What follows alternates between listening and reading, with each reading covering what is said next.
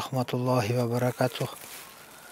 Biz şunday кайрымдуулук Исар фондуда иштейбиз. Шундай кыйналган, колуда жок, атасы өтүп кеткен көп балалуу семьяларга шундай жардамдарды беребиз. Иншалла, шундай кыйналган семьялар болсо, атасы жок өтүп кеткендер болсо, иншалла шу биздин Исар коомуга келип кайрылса болот, иншалла.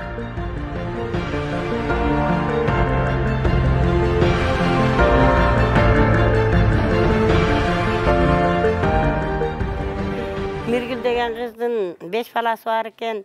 Кыргыз элиме аябай чоң ыраазыбыз. Кыргыз элим ушундай кайрымдуу эл экен. Бардык продукталарын, кийимдерин, үйүнө холодильниктерин, керектүү нерсенин бардыгын алып келип берди. Элден айланайын кыргыз элиме.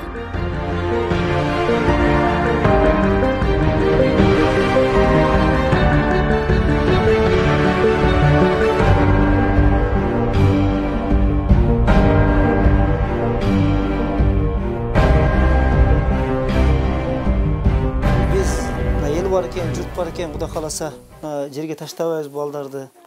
Біз да угуп алып келдик. Анан неме кылабыз?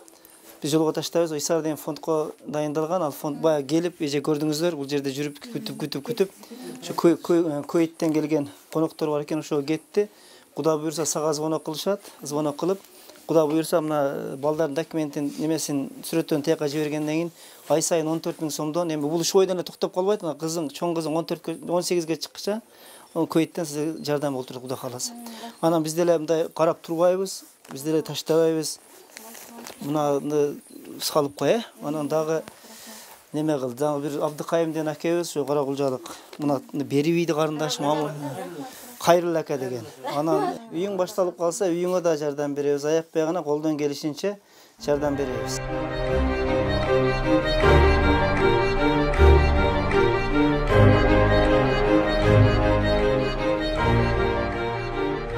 Мурда күнү көрүп калдым. Анан интернетте көрүп калдым да. Анан тура албадым. Атайын ошо Кара Кулжадан келдим, атайын ошо. Терең ыраазычылыгын билдирем. Мен сиздерде мындай деп ойлогон жок элем. Ошо мусордо эле күнүм өтөт окшойт деген ниетим бар эле. Кудай таалама ушуну жазыптыр, өтө сүйүнүп атам, кубанычтамын. Баардыгыңыздарга рахмат. Мендей бейбечараларга жардам берип жүрөрүңүздөр. Рахмат.